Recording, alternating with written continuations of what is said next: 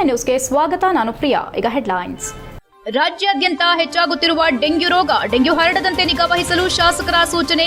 ಸರಿಯಾಗಿ ಕೆಲಸ ನಿರ್ವಹಿಸುವಂತೆ ಅಧಿಕಾರಿಗಳಿಗೆ ಕೆಡಿಪಿ ಸಭೆಯಲ್ಲಿ ಸ್ವರೂಪ್ ತಾಕೀತು.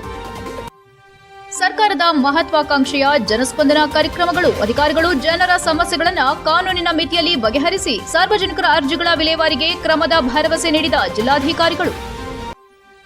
ಮೂಡಾ ಹಗರಣ ಖಂಡಿಸಿ ಕಚೇರಿಗೆ ಮುತ್ತಿಗೆ ಹಾಕಲು ಮುಂದಾದ ಬಿಜೆಪಿ. ರಾಜ್ಯಾಧ್ಯಕ್ಷ ವಿಜಯೇಂದ್ರ ಹಾಗೂ ಮುಖಂಡರ ಬಂಧನ ಖಂಡಿಸಿ ಹಾಸನದಲ್ಲಿ ಬಿಜೆಪಿ ಪ್ರತಿಭಟನೆ. ಮುಖಂಡರ ಆಕ್ರೋಶ. ಅನುದಾನ ಬಂದರೂ ಕೆಲಸ ಹಾಸ್ಟೆಲ್ಗಳಲ್ಲಿ ಸರಿಯಾಗಿ ಆಗುತ್ತಿಲ್ಲ. ಸರ್ಕಾರಿ ಶಾಲೆಗಳಿಗೆ ಅಧಿಕಾರಿಗಳು ಭೇಟಿ ನೀಡಿ ಪರಿಶೀಲಿಸಿ ಅಂಗನವಾಡಿ ಕೇಂದ್ರದ ಕಾರ್ಯಚಟುವಟಿಕೆ, ಡೆಂಗ್ಯೂ ಹೆಚ್ಚಾಗದಂತೆ ಜಾಗೃತಿ ವಹಿಸಿ ಸೇರಿದಂತೆ ತಾಲೂಕಿನ ವಿವಿಧ ಇಲಾಖೆಗಳ ಬಗ್ಗೆ ಕ್ಷೇತ್ರದ ಶಾಸಕ ಎಚ್ಪಿ ಸ್ವರೂಪ್ ಅವರು ಮಾಹಿತಿ ಕೇಳಿದ್ದಲ್ಲದೆ ಕೆಲ ಸಲಹೆ ಸೂಚನೆಗಳನ್ನು ಅಧಿಕಾರಿಗಳಿಗೆ ನೀಡಿದರು. ಹಾಸನ ತಾಲೂಕು ಪಂಚಾಯಿತಿಯಲ್ಲಿ ನಡೆದ ಕೆಡಿಪಿ ಸಭೆಯಲ್ಲಿ ಶಾಸಕರು ಅಧ್ಯಕ್ಷತೆ ವಹಿಸಿ ಮಾತನಾಡಿ, ಜಿಲ್ಲಾ ಪಂಚಾಯಿತಿ ಮತ್ತು ತಾಲೂಕು ಪಂಚಾಯಿತಿಯಿಂದ ಅಭಿವೃದ್ಧಿಗೆ ಅನುದಾನ ಬರುತ್ತೆ, ಆದರೆ ಕೆಲ ಸಮಯದಲ್ಲಿ ಯಾವ ಕೆಲಸಗಳೇ ಆಗುತ್ತಿಲ್ಲ. ಹಾಸ್ಟೆಲ್ಗಳಲ್ಲಿ ಸುಣ್ಣ ಹೊಡೆದಿಲ್ಲ ಸೇರಿದಂತೆ ಇನ್ಯಾವುದೇ ರಿಪೇರಿ ಆಗಿರುವುದಿಲ್ಲ. ಕೆಲವರು ಕೆಲಸವನ್ನೇ ಮಾಡುತ್ತಿಲ್ಲ. ಅಂತಹವರಿಗೆ ಸಮಾಜ ಕಲ್ಯಾಣ ಇಲಾಖೆ ಅಧಿಕಾರಿಗಳು ಪ್ರೋತ್ಸಾಹ ಕೊಡಬಾರದು. ಹಾಸ್ಟೆಲ್ಗಳ ಬಗ್ಗೆ ನಿಗಾ ವಹಿಸಿ ಸಮಸ್ಯೆ ಇರೋದನ್ನ ಕೂಡಲೇ ಬಗೆಹರಿಸುವಂತೆ ಅಧಿಕಾರಿಗಳಿಗೆ ಸೂಚನೆ ನೀಡಿದರು. ಹಾಸನ ಕೆಲ ಸರ್ಕಾರಿ ಶಾಲೆಗಳಲ್ಲಿ ಮಕ್ಕಳಿಲ್ಲದೆ ಮುಚ್ಚುವ ಸ್ಥಿತಿ ಬಂದಿದ್ದು, ತಾಲೂಕಿನ ಕೆಂಚಟಹಳ್ಳಿ ಸರ್ಕಾರಿ ಶಾಲೆಯಲ್ಲಿ 4 ಮಕ್ಕಳು ಮಾತ್ರ ಇದ್ದಾರೆ. ಸರ್ಕಾರಿ ಶಾಲೆಗೆ ಕೆಲ ಮಕ್ಕಳು ಬರ್ತಿಲ್ಲ. ಕ್ಷೇತ್ರ ಶಿಕ್ಷಣ ಇಲಾಖೆ ಅಧಿಕಾರಿಗಳು ಸರ್ಕಾರಿ ಶಾಲೆಗಳಿಗೆ ಭೇಟಿ ನೀಡಿ ಪರಿಶೀಲಿಸಿ ಕಟ್ಟುನಿಟ್ಟಾಗಿ ಕ್ರಮ ಕೈಗೊಳ್ಳಬೇಕು.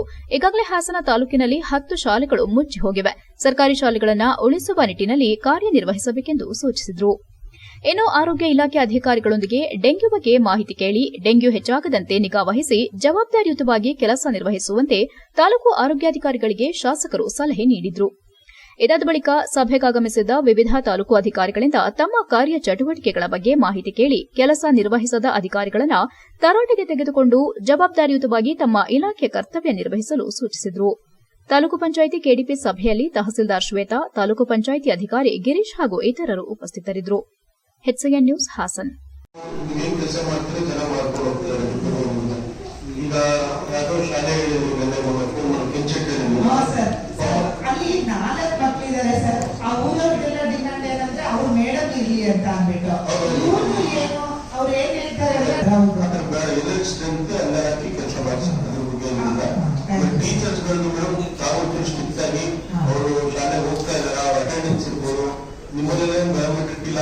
ಇಲ್ಲ ಸರ್, ಸ್ಕೂಲ್ಗಳಲ್ಲಿ ಬಯೋಮೆಟ್ರಿಕ್ ಇಲ್ಲ.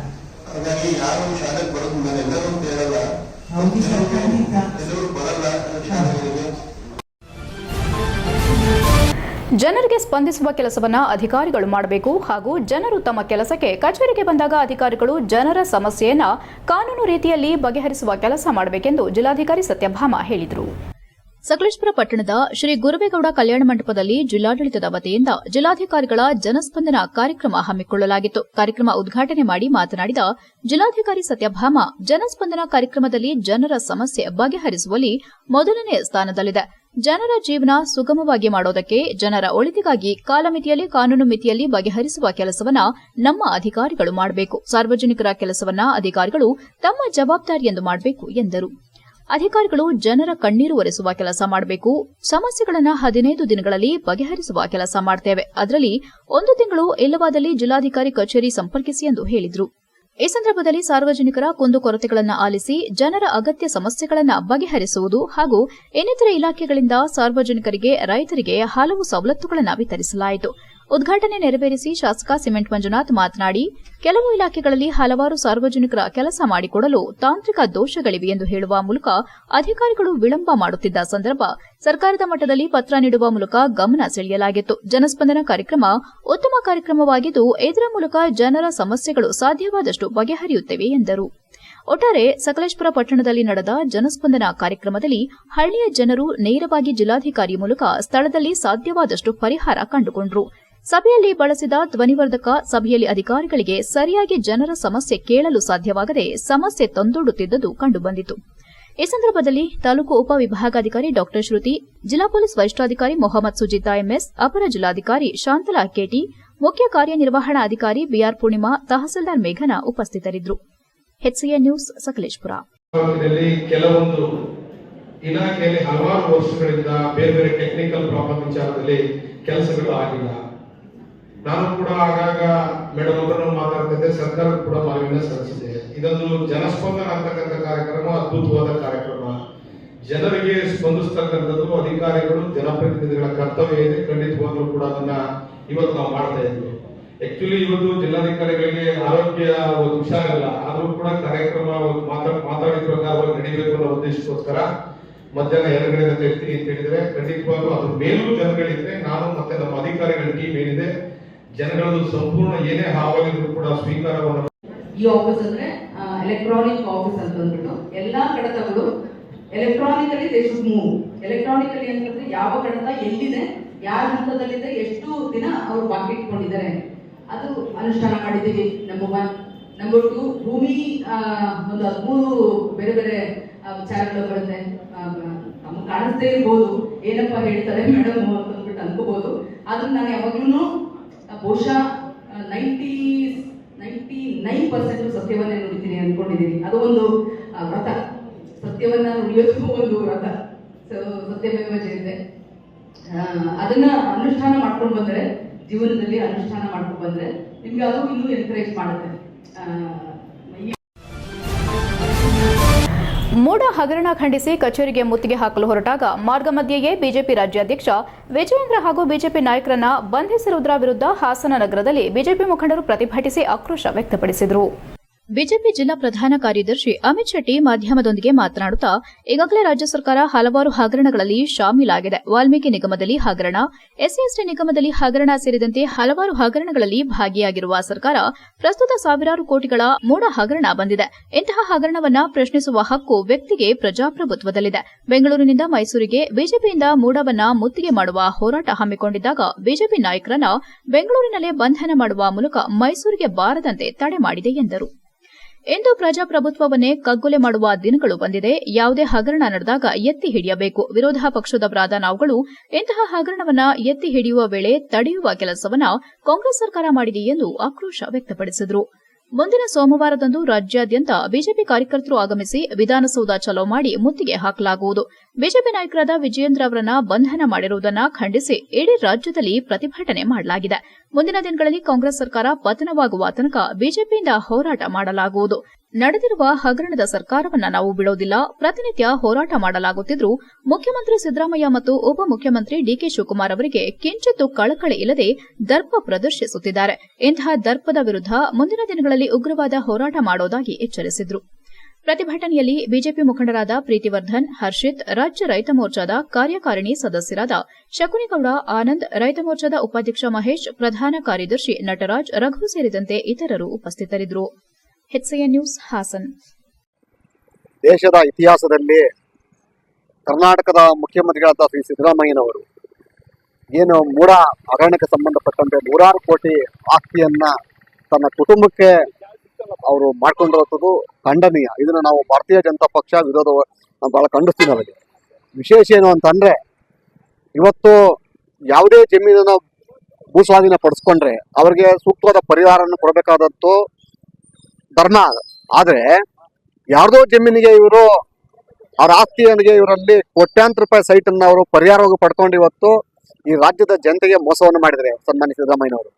ಬಹಳ ವಿಶೇಷ ಏನು ಅಂತಂದ್ರೆ, ಅವ್ರು ಚುನಾವಣೆಗೆ ಇದುವರೆಗೆ ಏನು ಚುನಾವಣೆಗೆ ಸ್ಪರ್ಧಿಸಿದ್ದಾರೆ, ಯಾವ ಚುನಾವಣೆಯಲ್ಲೂ ಕೂಡ ಈ ಸೈಟ್ಗಳ ಬಗ್ಗೆ ಅವರು ಉಲ್ಲೇಖ ಮಾಡಿಲ್ಲ. ಅಂದ್ರೆ ಅವ್ರ ಸೈಟ್ ಈಗಾಗಲೇ ಸರ್ಕಾರವ ಹಲವಾರು ಹಗರಣಗಳಲ್ಲಿ ಶಾಮೀಲಾಗಿದೆ. ಸರ್ಕಾರ ಈಗಾಗಲೇ ವಾಲ್ಮೀಕಿ ನಿಗಮದಲ್ಲಿ ಹಗರಣ ಆಗಿದೆ, ಹಾಗೆ SC ನಿಗಮದಲ್ಲಿ ಆಗಿದೆ, ಹಾಗೆ ಹಲವಾರು ಹಗರಣದಲ್ಲಿ ಭಾಗಿಯಾಗಿದ್ದ ಸರ್ಕಾರ ಈಗಾಗಲೇ ನಮ್ಮ ದೇವೇಗೌಡರು ಹೇಳಿದಾಗೆ ಸಾವಿರಾರು ಕೋಟಿಯ ಮೂಡ ಹಗರಣ ಬಂದಿದೆ.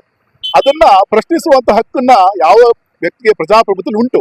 ಆದ್ರೆ ಇವತ್ತು ಇಡೀ ನಮ್ಮ ಬೆಂಗಳೂರಿಂದ ಮೈಸೂರಿಗೆ ನಮ್ಮ ಭಾರತೀಯ ಜನತಾ ಪಾರ್ಟಿ ವತಿಯಿಂದ ಮೂಡನ ಮುತ್ತಿಗೆ ಮಾಡುವಂತ ಒಂದು ಹೋರಾಟ ಹಮ್ಮಿಕೊಂಡಾಗ HCN ನ್ಯೂಸ್ನಲ್ಲಿ ಈಗ ಒಂದು ಪುಟ್ಟ ಬ್ರೇಕ್. Sujala PU college. ಹಾಸನದ ಹೆಸರಾಂತ ವಿದ್ಯಾಸಂಸ್ಥೆಗಳಲ್ಲಿ ಒಂದಾದ Sujala PU college science, commerce ಕೋರ್ಸ್ಗಳಿಗೆ ದಾಖಲಾತಿ ಪ್ರಾರಂಭವಾಗಿದೆ ಮತ್ತು CET, NEET, JEE ತರಗತಿಗಳಿಗೆ ನುರಿತ ಅಧ್ಯಾಪಕರಿಂದ ತರಬೇತಿ ನೀಡಲಾಗುವುದು.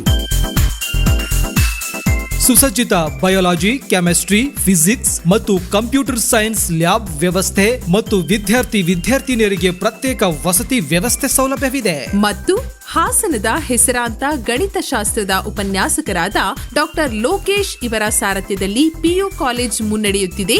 ಸುಜಲಾ ಪಿಯು ಕಾಲೇಜ್ ನಮ್ಮಲ್ಲಿ 100ಕ್ಕೆ 100ರಷ್ಟು ಫಲಿತಾಂಶ. Sujala PU college, Apoorva hotel road, ಉತ್ತರ ಬಡಾವಣೆ, Hassan. Mobile number 9900324364 or 8310486679 or 7259622214. Sujala PU college, ಸುಭದ್ರತೆಯ ಕಾಲೇಜ್.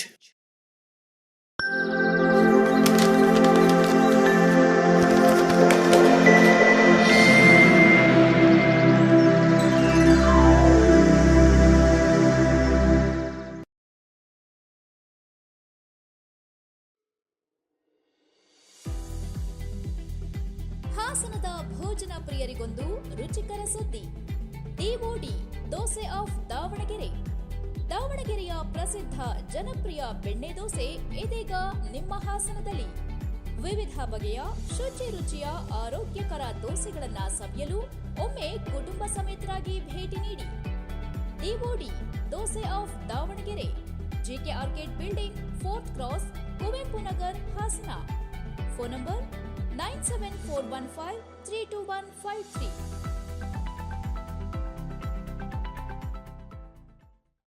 ಬ್ರೇಕ್ನ ನಂತರ HCN ನ್ಯೂಸ್ಗೆ ಸ್ವಾಗತ. ಹಾಸನ ಜಿಲ್ಲಾ ಕಾಂಗ್ರೆಸ್ ಪಕ್ಷದ ಮುಸ್ಲಿಂ ಮುಖಂಡರ ವತಿಯಿಂದ ನೂತನ ಸಂಸದರಾಗಿ ಆಯ್ಕೆಯಾದ ಶ್ರೇಯಸ್ ಎಂ ಪಟೇಲ್ ಅವರಿಗೆ ಆಲೂರು ತಾಲೂಕಿನ ಪಾಳ್ಯ ಹೋಬಳಿ ಕಣದಹಳ್ಳಿ ಗ್ರಾಮದ ಹೊರವಲಯದ ವಿಂಟೇಜ್ ವಿಲೇಜ್ ರೆಸಾರ್ಟ್ನಲ್ಲಿ ಅಭಿನಂದನಾ ಕಾರ್ಯಕ್ರಮ ಹಮ್ಮಿಕೊಳ್ಳಲಾಗಿತ್ತು. ಈ ಸಂದರ್ಭದಲ್ಲಿ ಕಾಂಗ್ರೆಸ್ ಮುಖಂಡ ಮುರಳಿ ಮೋಹನ್ ಮಾತನಾಡಿ, ನಮ್ಮ ಪಕ್ಷದ ಶ್ರೇಯಸ್ ಪಟೇಲ್ ಗೆಲುವಿಗೆ ಹಾಸನ ವಿಧಾನಸಭಾ ಕ್ಷೇತ್ರದ ಜಿಲ್ಲಾ ಹಾಗೂ ತಾಲೂಕಿನ ಮುಸ್ಲಿಮರು ಅಭೂತಪೂರ್ವ ಬೆಂಬಲ ನೀಡಿದ್ದು ಹಗಲು ಇರುಳೆನ್ನದೇ ಶ್ರಮಿಸಿದ್ದಾರೆ. ನಿರಂತರ ನಮ್ಮ ಜೊತೆ ಸಂಪರ್ಕದಲ್ಲಿದ್ದು ನಮಗೆ ಸಹಕಾರ ನೀಡಿದ್ದಾರೆ. ರಾಜಕೀಯ ಇತಿಹಾಸದಲ್ಲೇ ನಮ್ಮ ಪಕ್ಷದ ಗೆಲುವಿಗೆ ಮುಸ್ಲಿಂ ಹಾಗೂ ದಲಿತರ ಮತಗಳಿಂದ ಶ್ರೇಯಸ್ ಪಟೇಲ್ ಗೆಲುವಿಗೆ ಸಾಕ್ಷಿಯಾಗಿದ್ದು ನಮ್ಮ ಕಾಂಗ್ರೆಸ್ ಪಕ್ಷಕ್ಕೆ ಬೆನ್ನೆಲುಬಾಗಿ ನಿಂತಿದ್ದಾರೆ ಎಂದರು. ನಂತರ ಸಂಸದ ಶ್ರೇಯಸ್ ಎಂ ಪಟೇಲ್ ಮಾತನಾಡಿ, ನನ್ನ ಗೆಲುವಿನ ರೂವಾರಿಗಳಾದ ಎಲ್ಲಾ ಸಮುದಾಯದ ಜನರಿಗೆ ಚಿರಋಣಿಯಾಗಿರುತ್ತೇನೆ. ಏಕೆಂದರೆ ನಾನು ಸಂಸದನಾಗುತ್ತೇನೆ ಎಂದು ಕನಸಲ್ಲೂ ಅಂದುಕೊಂಡಿರಲಿಲ್ಲ. ನಾನು ಶಾಸಕನಾಗಬೇಕು, ರೇವಣ್ಣರನ್ನ ಸೋಲಿಸಿ ಕುಟುಂಬ ರಾಜಕಾರಣವನ್ನ ನಿರ್ಮೂಲನೆ ಮಾಡಬೇಕೆಂಬ ಆಸೆ ಇತ್ತು. ಆದರೆ ನಾನು ಸೋತೆ, ಆದರೂ ಜನ ನನ್ನ ಕೈ ಬಿಡಲಿಲ್ಲ. ಮತ್ತೆ ನನ್ನನ್ನ ಸಂಸದರನ್ನಾಗಿ ಮಾಡಿದ್ದಾರೆ. ಇದಕ್ಕೆ ಕಾಂಗ್ರೆಸ್ ಪಕ್ಷ ಹಾಗೂ ನಮ್ಮ ಕ್ಷೇತ್ರದ ಜನರೇ ಕಾರಣ. ನಾನು ನಿಮಗೆ ಚಿರಋಣಿಯಾಗಿರುತ್ತೇನೆ. ಏಕೆಂದರೆ ನನ್ನ ಕುಟುಂಬ ರಾಜಕೀಯವಾಗಿ ನಶಿಸಿ ಹೋಗುವಂತಹ ಸ್ಥಿತಿಯಲ್ಲಿತ್ತು. ಆಗ ಕಾಂಗ್ರೆಸ್ ಪಕ್ಷ ಹಾಗೂ ಜನರ ಎಲ್ಲರ ಆಶೀರ್ವಾದದಿಂದ ಸಂಸದನಾಗಲು ಅವಕಾಶ ಮಾಡಿಕೊಟ್ಟಿದ್ದಾರೆ. ಇದು ನೀವೆಲ್ಲರೂ ನನಗೆ ಕೊಟ್ಟಂತಹ ಭಿಕ್ಷೆ. ನಾನು ಸೋತಿದ್ರೆ ಹಾಸನ ಜಿಲ್ಲೆಯಲ್ಲಿ ಕಾಂಗ್ರೆಸ್ ಪಕ್ಷಕ್ಕೆ ಉಳಿಗಾಲವಿರುತ್ತಿರಲಿಲ್ಲ.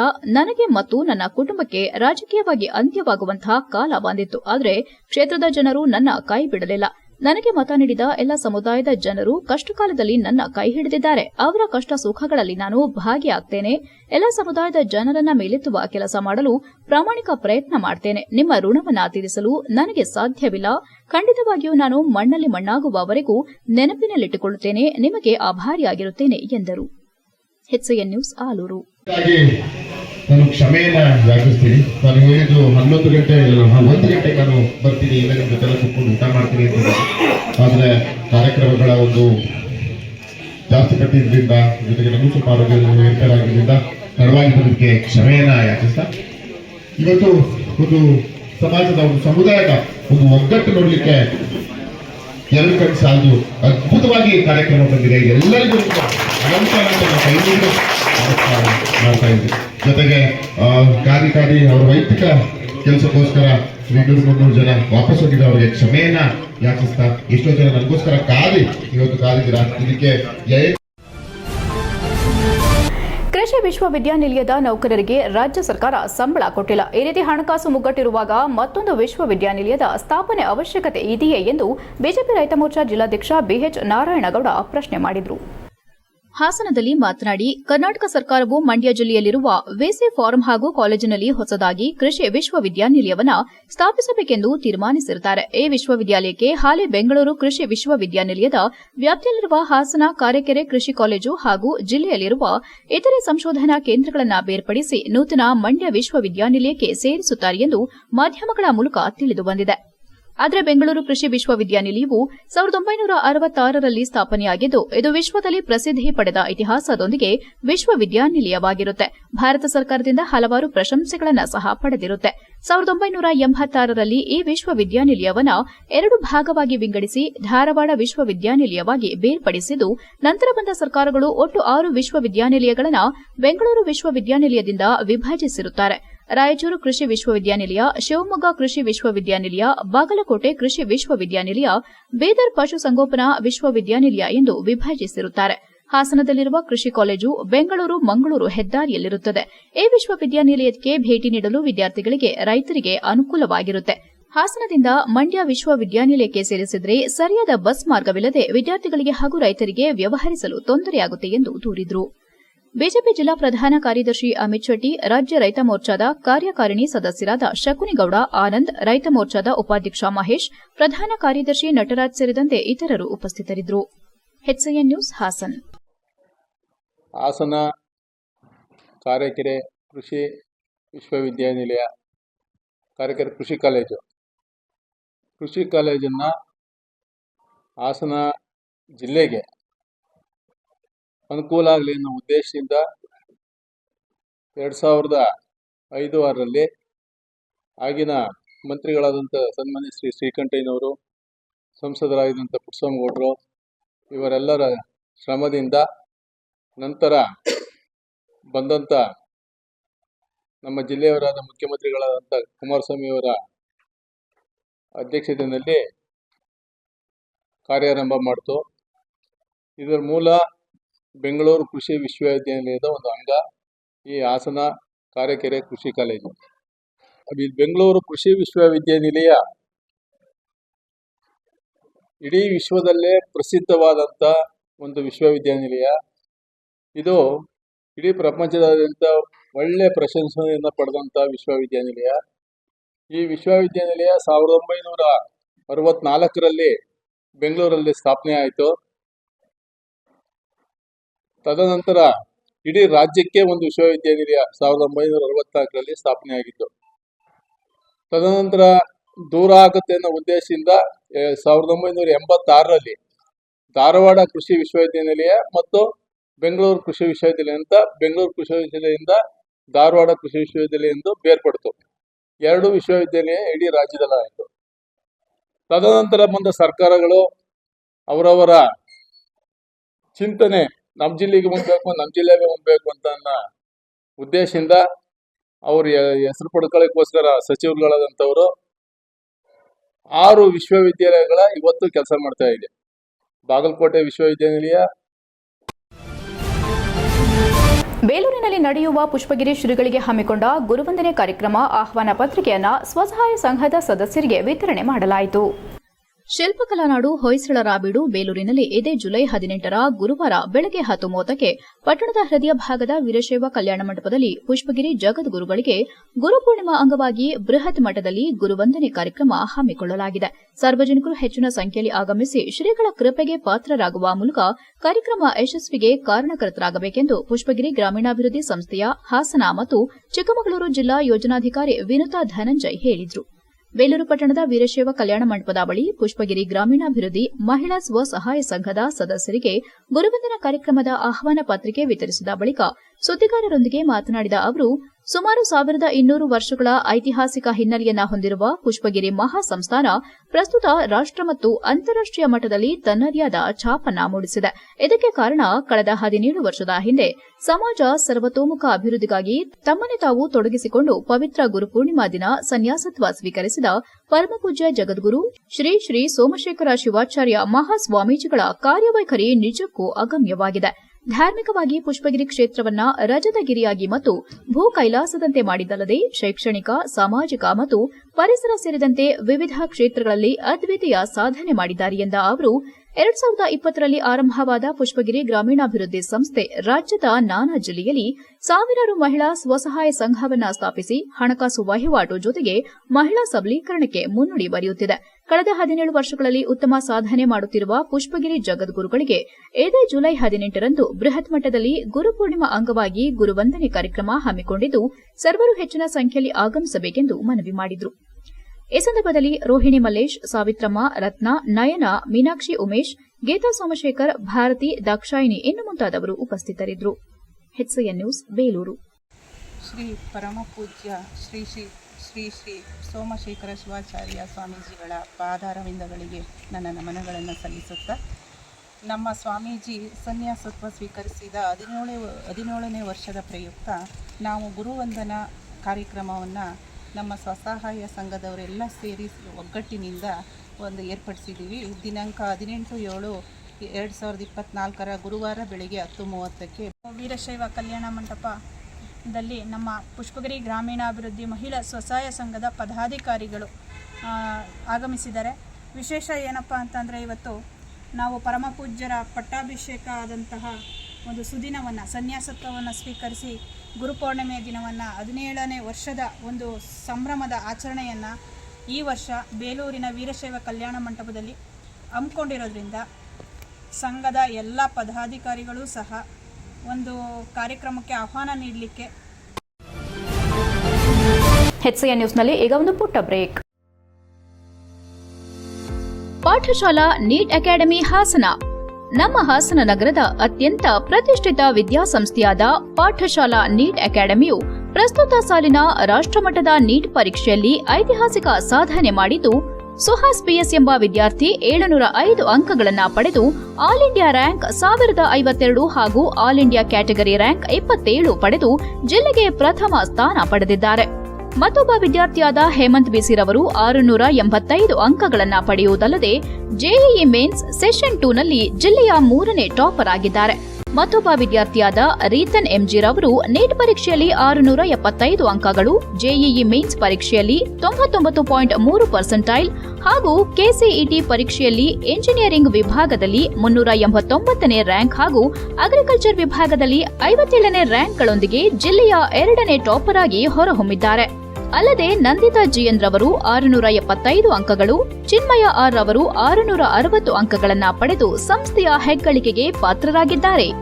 ನಮ್ಮ ಸಂಸ್ಥೆಯಲ್ಲಿ ಪ್ರವೇಶಾತಿ ಪಡೆದಿದ್ದ ಕೇವಲ 65 ವಿದ್ಯಾರ್ಥಿಗಳಲ್ಲಿ 12 ವಿದ್ಯಾರ್ಥಿಗಳು 600ಕ್ಕೂ ಹೆಚ್ಚು ಅಂಕಗಳನ್ನು ಪಡೆದಿದ್ದಾರೆ ಮತ್ತು 30 ವಿದ್ಯಾರ್ಥಿಗಳು 550ಕ್ಕೂ ಹೆಚ್ಚು ಅಂಕಗಳನ್ನು ಪಡೆದಿದ್ದಾರೆ.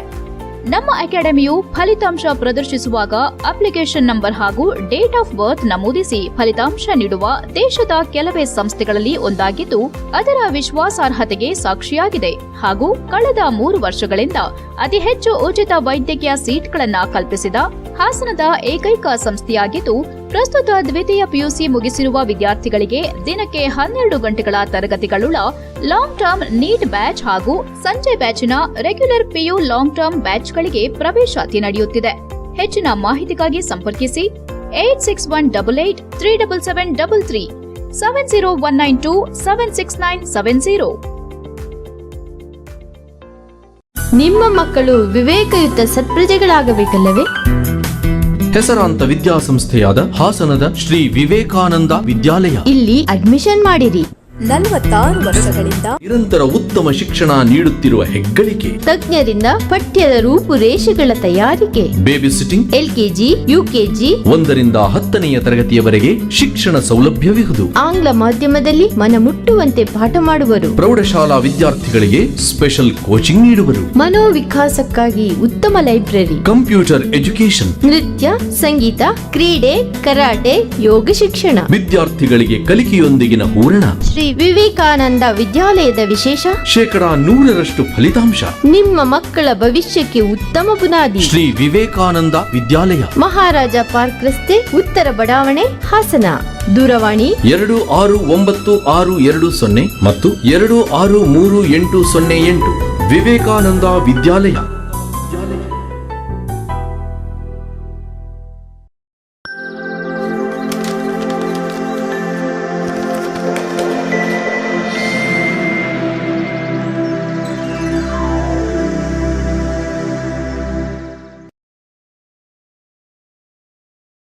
ಬ್ರೇಕ್ನ ನಂತರ HCN ನ್ಯೂಸ್ಗೆ ಸ್ವಾಗತ.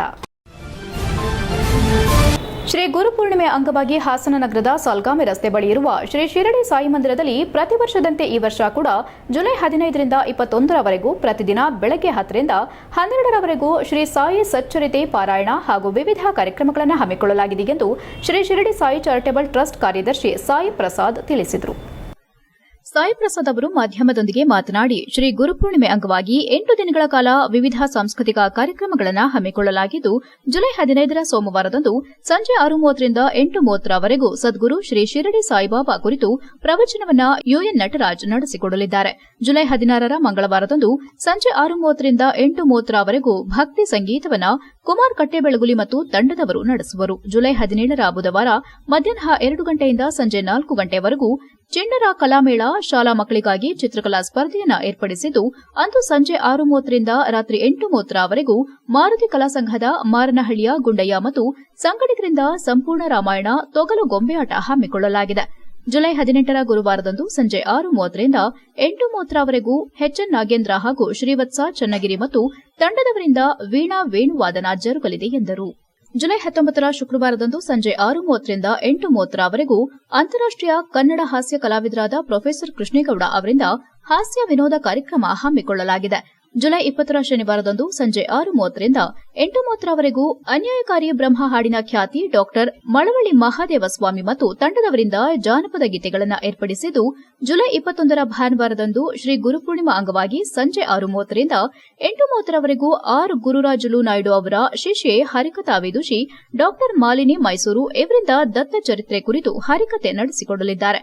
ಜುಲೈ 22ರ ಕೊನೆಯ ದಿನ ಕಾರ್ಯಕ್ರಮದಲ್ಲಿ ಬೆಳಗ್ಗೆ 10ರಿಂದ 12 ಗಂಟೆಯಲ್ಲಿ ನಗರದ ಪ್ರಮುಖ ರಾಜಬೀದಿಗಳಲ್ಲಿ ಶ್ರೀ ಸಾಯಿಬಾಬಾರವರ ಉತ್ಸವ ಜರುಗಲಿದೆ ಎಂದು 8 ದಿನದ ಕಾರ್ಯಕ್ರಮದ ವಿವರ ನೀಡಿದರು. ಶ್ರೀ ಶಿರಡಿ ಸಾಯಿಬಾಬಾ ಮಂದಿರದಲ್ಲಿ ಪ್ರತಿ ಗುರುವಾರದಂದು ದೇವರಿಗೆ ವಿಶೇಷ ಪೂಜೆ ಹಾಗೂ ಬಂದ ಭಕ್ತಾದಿಗಳಿಗೆ ಪ್ರಸಾದ ರೂಪದಲ್ಲಿ ಅನ್ನದಾನವನ್ನು ನಡೆಸಿಕೊಂಡು ಬರಲಾಗುತ್ತಿದೆ ಎಂದು ಹೇಳಿದರು. HCN news Haasan. 2024-25ನೇ ಸಾಲಿನ ಪ್ರಥಮ ಪಿಯುಸಿ ವಿದ್ಯಾರ್ಥಿಗಳಿಗೆ ಸ್ವಾಗತ ಕಾರ್ಯಕ್ರಮವನ್ನು ಸುಜಲಾ ಕಾಲೇಜಿನಲ್ಲಿ ಹಮ್ಮಿಕೊಳ್ಳಲಾಗಿತ್ತು. ಸುಜಲಾ ಸಂಸ್ಥೆ ಅಧ್ಯಕ್ಷ ಡಾ ಎಸ್ ಲೋಕೇಶ್ ಕಾರ್ಯಕ್ರಮ ಉದ್ಘಾಟಿಸಿದರು. ಕಾರ್ಯದರ್ಶಿ ಶ್ವೇತಾ ಲೋಕೇಶ್, ಜಿಲ್ಲಾ ಕನ್ನಡ ಸಾಹಿತ್ಯ ಪರಿಷತ್ ಅಧ್ಯಕ್ಷ ಡಾ ಎಚ್ಎಲ್ ಮಲ್ಲೇಶ್ ಗೌಡ, ಸರ್ಕಾರಿ ವಿಜ್ಞಾನ ಕಾಲೇಜಿನ ಪ್ರಾಂಶುಪಾಲ ಎಸ್ಎಚ್ ಗಂಗೇಗೌಡ ಹಾಗೂ ಸುಜಲಾ ಪದವಿ ಪೂರ್ವ ಕಾಲೇಜಿನ ಪ್ರಾಂಶುಪಾಲ ನಾಗೇಶ್ ಎನ್ ಉಪಸ್ಥಿತರಿದ್ದರು. ಎಲ್ಲಾ ವಿದ್ಯಾರ್ಥಿಗಳು ಹಾಗೂ ಬೋಧಕ ಬೋಧಕೇತರ ಸಿಬ್ಬಂದಿಗಳು ಹಾಜರಿದ್ದು ಕಾರ್ಯಕ್ರಮ ಯಶಸ್ವಿಗೊಳಿಸಿದರು. HCN news Haasan. ಇವತ್ತು ಬಹಳ ಖುಷಿಯಾಯಿತು. ಇದೇ ಕಾಲೇಜಿಗೆ ಉಪನ್ಯಾಸಕಿಯಾಗಿ ಬಂದು ನಿಮ್ಮ ಮುಂದೆ ಮಾತಾಡಿದ್ದಾರೆ. ನೀವುಗಳು ಒಂದಲ್ಲ ಒಂದು ದಿವಸ ಒಂದು ಸ್ಥಾನಕ್ಕೆ ಬರ್ತೀರ ವಿದ್ಯಾರ್ಥಿಗಳೇ. ನಾನು ಹೇಳೋದು ಇಷ್ಟ, ಯಾವುದಾರ ಸ್ಟೂಡೆಂಟ್ಸ್ ಲೈಫ್ ಡಿಸೈಡ್ ಆಗಬೇಕು ಅಂದರೆ ಅದು PUC. ನೀವು 10th ಸ್ಟ್ಯಾಂಡರ್ಡಲ್ಲಿ 60% ತೊಗೊಂಡಿರಿ, 90% ತೊಗೊಂಡಿರಿ, ಕಾಲೇಜಿಗೆ ಬರೋದು. ಈ ಒಂದು PUC ಅನ್ನೋ ಒಂದು ಘಟ್ಟ ಇದೆಯಲ್ಲ, ಇದು ನಿಮ್ಮ ಒಂದು ಜೀವನದ ಮುಂದೆ ಏನು ಭವಿಷ್ಯವನ್ನು ನಿರ್ಧರಿಸ್ತಕ್ಕಂಥ ಒಂದು ಎಕ್ಸಾಮಿನೇಷನ್ ಅನ್ನೋದು PUC ಎಕ್ಸಾಮಿನೇಷನ್. ಅದರಲ್ಲೂ ಸೈನ್ಸ್ ಸ್ಟೂಡೆಂಟ್ಸ್ಗಳಿಗೆ 3 ಎಕ್ಸಾಮಿನೇಷನ್ಸ್ಗಳನ್ನ ಕಂಡಕ್ಟ್ ಮಾಡ್ತಾರೆ. ಪ್ರಾಕ್ಟಿಕಲ್ ಎಕ್ಸಾಮಿನೇಷನ್ಸ್, ಥಿಯರಿ ಎಕ್ಸಾಮಿನೇಷನ್ಸ್ ಮತ್ತು ಅಕಾಡೆಮಿಕ್ಸ್, ನೀಟ್ ಮತ್ತು CET.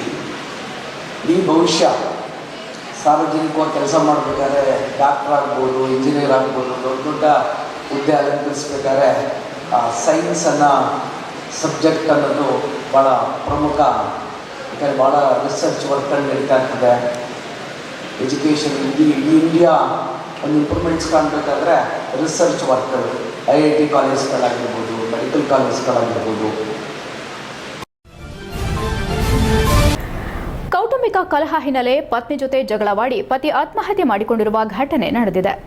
ಬೇಲೂರು ತಾಲೂಕು ನಾರಾಯಣಪುರ ಗ್ರಾಮದ 55 ವರ್ಷದ ಚೌಡಬೋವಿ ಕತ್ತು ಕೊಯ್ದುಕೊಂಡು ಆತ್ಮಹತ್ಯೆ ಮಾಡಿಕೊಂಡ ವ್ಯಕ್ತಿ ಪ್ರತಿನಿತ್ಯ ಕುಡಿದು ಬಂದು ಹೆಂಡತಿ ಜೊತೆ ಗಲಾಟೆ ಮಾಡುತ್ತಿದ್ದ. ನಿನ್ನೆ ರಾತ್ರಿಯೂ ಮದ್ಯ ಸೇವಿಸಿ ಬಂದು ಪತ್ನಿಯೊಂದಿಗೆ ಜಗಳವಾಡಿದ್ದ.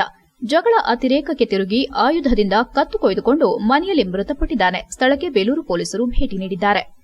HCN news Belur. HCN ನ್ಯೂಸ್ನಲ್ಲಿ ಈಗ ಒಂದು ಪುಟ್ಟ ಬ್ರೇಕ್.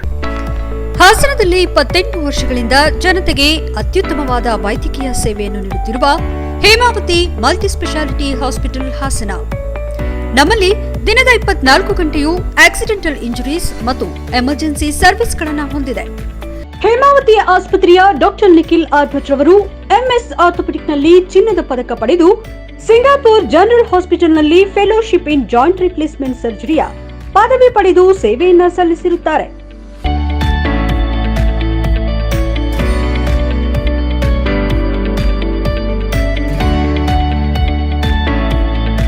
ನಮ್ಮಲ್ಲಿ ಆಂಬ್ಯುಲೆನ್ಸ್ ಸೇವೆಯೂ ಲಭ್ಯ. ಇನ್ನೇಕೆ ತಡ?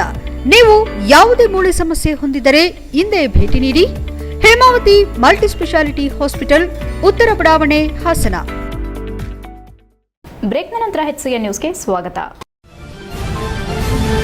ಸಾರ್ವಜನಿಕರ ಅರ್ಜಿಗಳನ್ನು ಗುಣಾತ್ಮಕವಾಗಿ ವಿಲೇವಾರಿ ಮಾಡಲು ಕ್ರಮ ತೆಗೆದುಕೊಳ್ಳಲಾಗುತ್ತೆ ಎಂದು ಜಿಲ್ಲಾಧಿಕಾರಿ ಸತ್ಯಭಾಮ ತಿಳಿಸಿದರು. ಅವರು ಹೊಳೆನರಸೀಪುರ ಪಟ್ಟಣದ ತಾಲೂಕು ಕಚೇರಿ ಮುಂಭಾಗ ಇರುವ ಸಾರ್ವಜನಿಕ ಸಮುದಾಯ ಭವನದಲ್ಲಿ ಏರ್ಪಡಿಸಲಾಗಿದ್ದ ಜನಸ್ಪಂದನ ಕಾರ್ಯಕ್ರಮವನ್ನು ಜ್ಯೋತಿ ಬೆಳಗುವ ಮೂಲಕ ಚಾಲನೆ ನೀಡಿ ಸಮಾರಂಭವನ್ನು ಉದ್ದೇಶಿಸಿ ಮಾತನಾಡಿದರು. ಸಾರ್ವಜನಿಕ ಕುಂದುಕೊರತೆಗಳನ್ನು ಒಳಗೊಂಡ ಅರ್ಜಿಗಳನ್ನು ಅಧಿಕಾರಿಗಳು ಸರಿಯಾಗಿ ಪರಿಶೀಲನೆ ಮಾಡಿ ಕಾಲಮಿತಿಯೊಳಗೆ ಅರ್ಜಿದಾರರನ್ನ ಅಲೆದಾಡುವಂತೆ ಮಾಡದೆ ಅರ್ಜಿಯ ಸತ್ಯಾಸತ್ಯತೆಯನ್ನ ತಿಳಿದು ಸ್ಥಳದಲ್ಲೇ ಸೂಕ್ತವಾದ ಮಾರ್ಗದರ್ಶನ ನೀಡುವ ಮೂಲಕ ಕ್ರಮ ಕೈಗೊಳ್ಳಬೇಕು. ಇಂದಿನ ಸಭೆಯಲ್ಲಿ ಸ್ವೀಕರಿಸಿದ ಅರ್ಜಿಗಳು ತಾವು ವಿಡಿಯೋ ಕಾನ್ಫರೆನ್ಸ್ ಮೂಲಕ ನಿಗಾ ವಹಿಸುವುದಾಗಿ ತಿಳಿಸಿ ಜಿಲ್ಲಾ ಮಟ್ಟ ಮತ್ತು ತಾಲೂಕು ಮಟ್ಟದ ಅಧಿಕಾರಿಗಳು ಹೆಚ್ಚಿನ ಪರಿಶ್ರಮದಿಂದ ಕೆಲಸ ಮಾಡುವ ಮೂಲಕ ಸಾರ್ವಜನಿಕರ ಸಮಸ್ಯೆಗಳನ್ನು ಪರಿಹರಿಸುವಲ್ಲಿ ತಮ್ಮನ್ನು ತೊಡಗಿಸಿಕೊಳ್ಳಬೇಕೆಂದು ತಿಳಿಸಿದರು.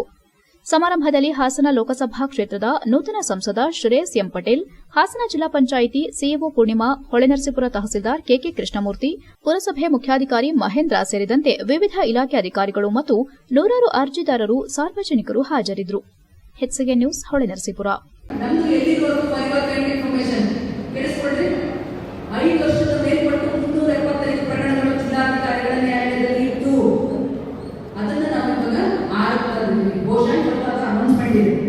ನನ್ನ ಕ್ಷಮಿಸಬೇಕು, ನಾನು ವೇದಿಕೆ ಮೇಲಿಂದ ನಿರ್ಗಮಿಸ್ತೀನಿ. ನನ್ನ ತಹಸೀಲ್ದಾರ್ ಮತ್ತೆ ಮನೆಯ ಸಂಸದರು, ನಮ್ಮ ಸಿಇಒ ಅವರೆಲ್ಲ ಇರ್ತಾರೆ. ನಾವು ಕೆಲಸ ಮಾಡ್ಬೇಕಂದ್ರೆ ನಮ್ಮ ಕೆಲಸ ನಮ್ಮ ಇದನ್ನ ಹೇಳ್ಬೇಕು, ಹೊರತು ನಾವು ಮಾತಾಡಬಾರ್ದು ಅಂತ ಬಿಟ್ಟು ನಾನು ಬಲವಾಗಿ ಬಂದಿದ್ದೀನಿ.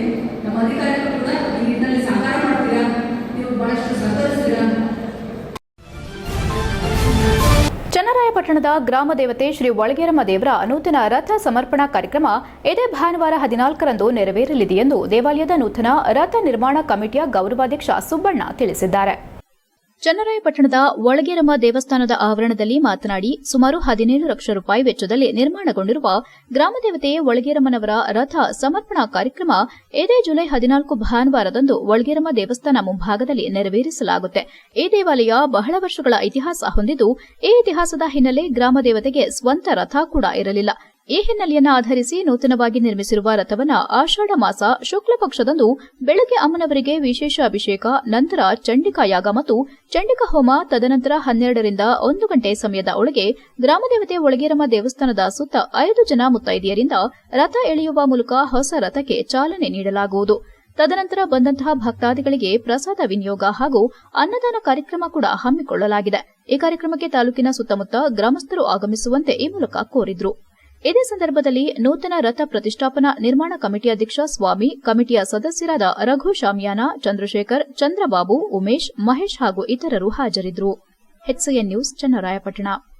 ನಿರ್ಮಾಣ ಅಷ್ಟು ಇದೆ, ಅದನ್ನು ಹೊನ್ನೆ ಮರದಲ್ಲಿ ಮಾಡಿ, ಹಾಗೆ ಹೊನ್ನೆ ಮರದ ಮಾಡಿ ಅದರ ಮೇಲಿನ ಕಳಶವನ್ನು ಕೂರಿಸ್ತಕ್ಕಂಥ ಭಾಗವನ್ನು ತೇಗದ ಮರದಲ್ಲಿ ಮಾಡಿ. ಇಲ್ಲಿ ವಿಶೇಷವಾಗಿ ಉಪಯೋಗಿಸಿರ್ತಕ್ಕಂಥ ಮರಗಳು ಹೊನ್ನೆ, ಬಾಗೆ, ಗೊಬ್ಬಳಿ, ಬೇವು, ತೇಗ. ನೀರು ಹೊಡೆತಗಳು ಮಳೆ ಬಂದಾಗ ಅಥವಾ ರಥೋತ್ಸವ ಸಂದರ್ಭದಲ್ಲಿ ಮಳೆ ತೆಗೆದಿದ್ರೆ ಮಳೆಯ ನೀರಿಗೆ ಹೊಡೆತಕ್ಕೆ ಸಿಕ್ಕರೆ ಅದು ಆ ಭಾಗಗಳಿಗೆ ಬೇವನ್ನು, ಅಂದರೆ ಅದು ಆಯಿಲ್ ಕಂಟೆಂಟ್ಸ್ ಜಾಸ್ತಿ ಇರುತ್ತೆ ಅಂತೇಳಿ ಅದಕ್ಕೆ ಬೇವನ್ನು, ಅಂದರೆ ರಥದ ಹೊರಭಾಗದ ಕಟ್ಟುಗಳೇನಿದೆ ಅದನ್ನೆಲ್ಲ ಬೇವಿನ ಮರದಲ್ಲಿ ಮಾಡಿ. ಇದು ರಥ ನಿರ್ಮಾಣದಲ್ಲಿ ಸಾಮಾನ್ಯವಾಗಿ ಉಪಯೋಗಿಸಬೇಕು. ಈ ರಥ ನಿರ್ಮಾಣದ ವಿನ್ಯಾಸದಲ್ಲಿ ನಾವು ಒಂದು ನಿಯಮವನ್ನು ಪಾಲಿಸಿದ್ದೇವೆ. ನಮ್ಮ ಹಳೆಯ ರಥ ಏನಿದೆ ಅದೇ ವಿನ್ಯಾಸದಲ್ಲಿ ನಿರ್ಮಾಣ. ಕೊನೆಯಲ್ಲಿ ಮತ್ತೊಮ್ಮೆ ಮುಖ್ಯಾಂಶಗಳು. ರಾಜ್ಯಾದ್ಯಂತ ಹೆಚ್ಚಾಗುತ್ತಿರುವ ಡೆಂಗ್ಯೂ ರೋಗ, ಡೆಂಗ್ಯೂ ಹರಡದಂತೆ ನಿಗಾ ವಹಿಸಲು ಶಾಸಕರ ಸೂಚನೆ, ಸರಿಯಾಗಿ ಕೆಲಸ ನಿರ್ವಹಿಸುವಂತೆ ಅಧಿಕಾರಿಗಳಿಗೆ ಕೆಡಿಪಿ ಸಭೆಯಲ್ಲಿ ಸ್ವರೂಪ್ ತಾಕೀತು. ಸರ್ಕಾರದ ಮಹತ್ವಾಕಾಂಕ್ಷೆಯ ಜನಸ್ಪಂದನ ಕಾರ್ಯಕ್ರಮಗಳು, ಅಧಿಕಾರಿಗಳು ಜನರ ಸಮಸ್ಯೆಗಳನ್ನು ಕಾನೂನಿನ ಮಿತಿಯಲ್ಲಿ ಬಗೆಹರಿಸಿ ಸಾರ್ವಜನಿಕರ ಅರ್ಜಿಗಳ ವಿಲೇವಾರಿಗೆ ಕ್ರಮದ ಭರವಸೆ ನೀಡಿದ ಜಿಲ್ಲಾಧಿಕಾರಿಗಳು. ಮೂಡಾ ಹಗರಣ ಖಂಡಿಸಿ ಕಚೇರಿಗೆ ಮುತ್ತಿಗೆ ಹಾಕಲು ಮುಂದಾದ ಬಿಜೆಪಿ, ರಾಜ್ಯಾಧ್ಯಕ್ಷ ವಿಜಯೇಂದ್ರ ಹಾಗೂ ಮುಖಂಡರ ಬಂಧನ ಖಂಡಿಸಿ ಹಾಸನದಲ್ಲಿ ಬಿಜೆಪಿ ಪ್ರತಿಭಟನೆ, ಮುಖಂಡರ ಆಕ್ರೋಶ. ಇಷ್ಟೊತ್ತು ನೀವು ನೋಡಿದ್ದು ಹಾಸನದ ಸುದ್ದಿ ಅಂದ್ರೆ HCN ನ್ಯೂಸ್.